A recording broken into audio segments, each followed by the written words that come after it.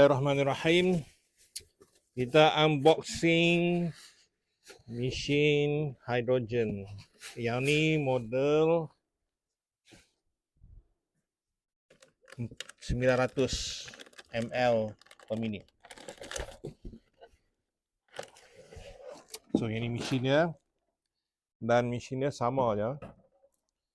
Sama ada 900 dengan 450. 1002 dia akan saiz dia akan besar sedikit. Kalau yang 1008 lagi besar, dan 3000 nya lebih kurang sama dengan 1008. Dan dia ada 3 outlet. Dan di sini dia ada untuk bubuh outlet untuk air. So first sekali apa yang kita nak kena buat, kita nak kena isikan air RO.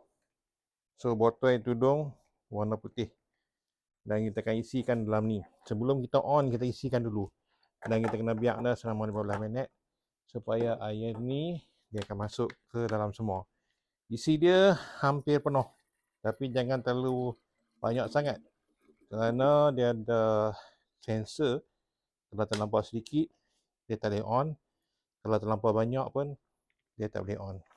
So kita bubuh ni dan kita tudung balik.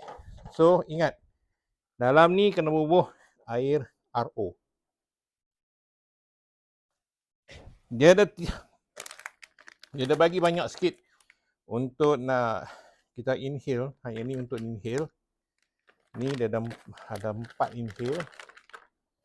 Kemudian dia ada yang untuk buat mata. So yang ni treatment untuk mata, sebab di sini 3 in 1. Dan yang ni, rod ni adalah untuk nak buat air.